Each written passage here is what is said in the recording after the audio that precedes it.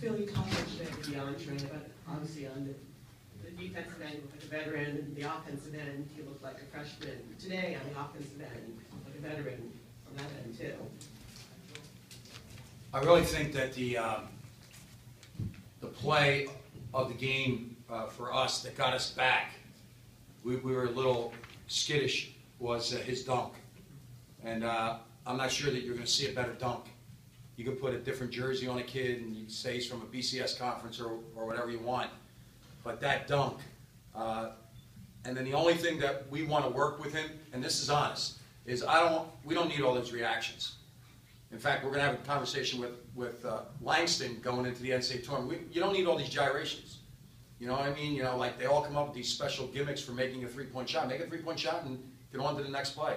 And DeAndre was the same about the dunk. But he was better, much better offensively today. He had 8 assists.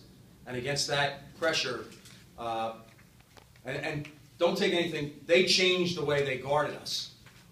It was much tougher today than it was in Philadelphia when we played them. Len? So you guys did a European trip, right? We did. How much did that help make this stunt trip? Well, here it is. That's a Pope-blessed rosary ring. That's what worked. Can I have that? Nope. Can we see that again? Here's what happened, Len. When we got together in June, there was something different about the group. DeAndre got to campus, and it was just different. There was a seriousness of purpose. There was I'll bet that they dreamt about this day, that day. And when we went over there, the thing that was revealed to me was character. The character of the group. We had 2 rules. You're not allowed to stay in your room. And number 2, if you're out of your room, you have to be with somebody else on your team. And my wife and I would kind of walk around, and when it wasn't an organized part of the trip, and we would look up and 3 guys would be getting pizza together, and you think, those 3 guys don't seem to hang out. Or another group over here taking pictures together.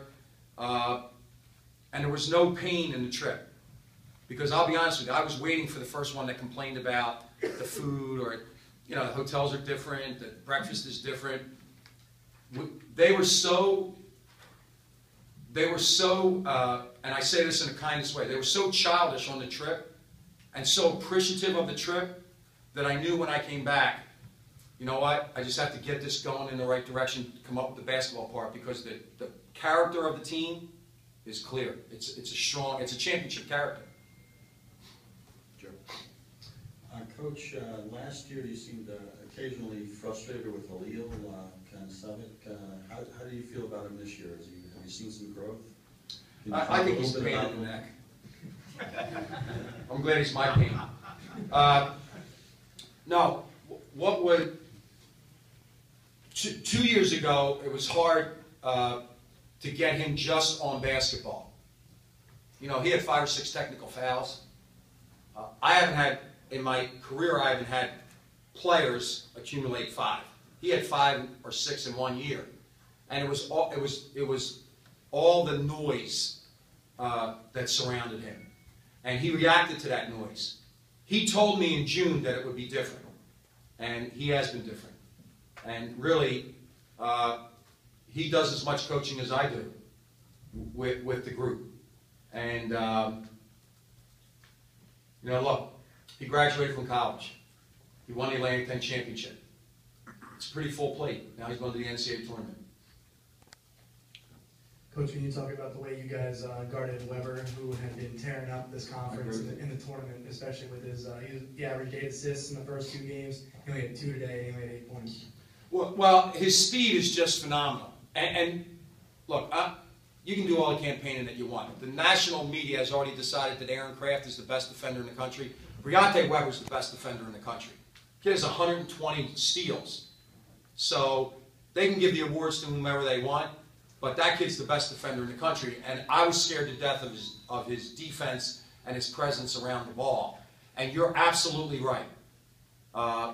Without Melvin Johnson, like, we played and beat a wounded team, and Weber was the one coming in. Graham is a magnificent player, an all-league player, but Weber was taking the ball wherever he wanted this whole tournament and the games going into the tournament. And we just tried to keep him in front of us as much as possible and make him take some challenge shots. We did a lot of switching on the perimeter too, so that they couldn't turn the corner they had him a bigger advantage in foot speed than we would have. So. Coach, when you came in and gave your opening statement, you said, this was a top 5 league, you'd get 6 teams in. Last night, Mike Krzyzewski kind of compared the A-10 to the ACC and said that he didn't know if A-10 teams could handle that schedule. What do you see this week that reinforced, your belief that this is a top 5 league? I'm not familiar with who you're referring to. Who's the guy? Mike Krzyzewski from Duke. Oh.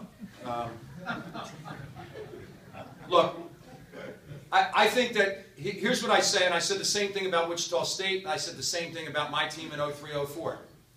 If we were playing their schedules, we would have different players, because we would have greater recruiting advantages. Look, the decisions that are being made, that are already been made, at 6 o'clock tonight are numeric. Who did you play? How did you do? And where do your numbers lay out? It'll be a great celebration, though, for the Atlantic 10 tonight with 6. Coach, when you play VCU, turnovers happen, but it seems to be the ability to not allow those to steamroll. How did your team keep from having repeated turnovers?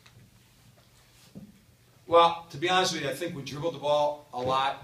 We dribbled the ball probably too much at times, and we really didn't get the second pass involved. In watching the tape, one of the things that they were doing a lot of is the pass from the top, from the wing to the top. They were really denying and jumping that. And today, their press caused us to have turnovers. In Philadelphia, it was passing and catching. We didn't do a good enough job passing and catching. But I just think having really a 4th ball handler in Halil allowed us to stem the tide.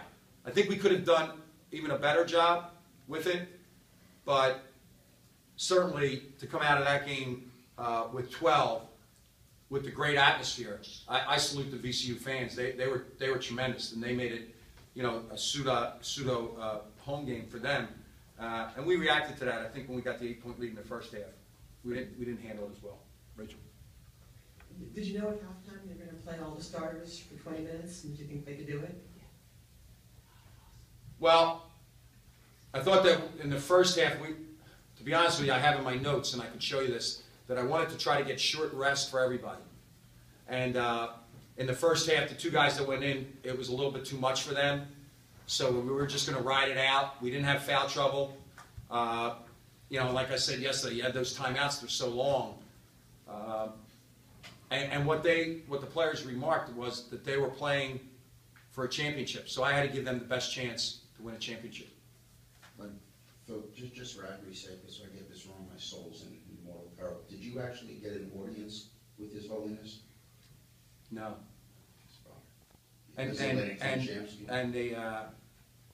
I'm really disappointed because he's a Jesuit, and we're a Jesuit school. I just thought he would. I just figured he would tweet me, and we would have a chance to meet. But he didn't. And ironically, while we were there, he met with the Argentine soccer team. But I guess he didn't want to meet another bald-headed Italian American. I don't know. Do you follow him? Who? No, I don't follow anybody. I shut my Twitter down on December the 8th. That was the day that the world ended in Philadelphia, if you ask our fans. All right, anybody else? All right, thank you. Thank you.